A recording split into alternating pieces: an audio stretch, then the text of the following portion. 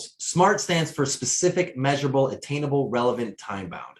Now, what's interesting about SMART goals is that not everybody knows them. Not everyone was taught how to set a SMART goal at work. Sometimes you'd see some goals that say, I need to be more reliable, or I need to be better at my job.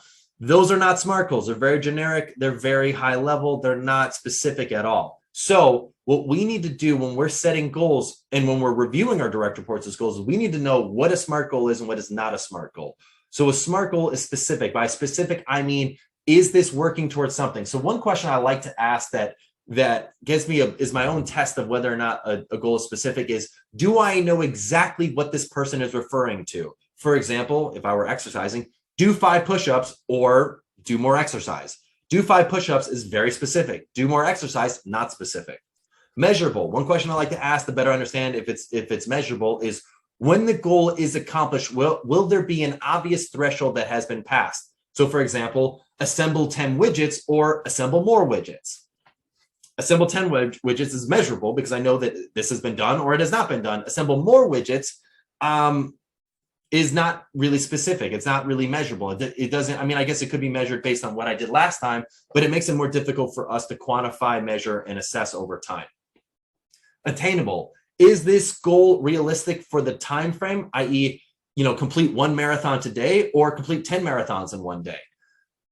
10 marathons in one day is insane. It's not realistic. So sometimes you'll see some direct reports that'll put on goals that are really way more than a 30-day goal. And it's really up to you to say, hey, don't get your head down if you don't accomplish this goal. This is a very high impact goal, but let's break this down into more of a bite-sized chunk. So then by the end of 30 days, we'll know that we're on the right track towards this bigger goal that we've set for ourselves. This oftentimes happens when we've set goals for the year, but we haven't really broken them down into smaller chunks and we don't know how to break them down into smaller chunks. As a manager, it's up to you to help them with that. Relevant. So is this goal what you want the direct reports to be working on? So this is something critical. Oftentimes, if we've done a not so great job of communicating what our expectations are for our team members, they may think they need to be working on one activity, but in reality, they're working on something else. We need to clarify that for them. So complete XYZ project in 30 days versus go to the grocery store to pick up food.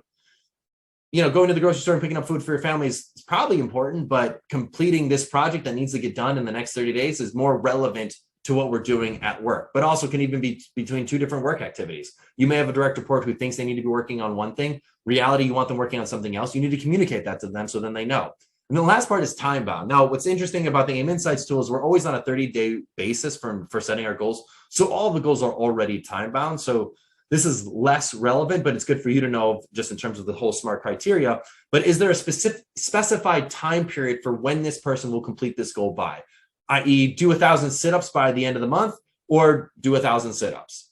If we have a specific time frame that we're focused on for when we want to get this done, it's much more likely to get done. So why is informing your direct reports of whether or not a goal is SMART important? It's important because if your direct reports are more consistently setting SMART goals, you can more accurately project what your team will accomplish. Your direct reports will have clearer understanding of whether or not they're performing up to your expectations without having to tell you, and there will be much more clarity between you and your team about what to expect from them overall. Ultimately, your team will appreciate the fact that they know your expectations for them.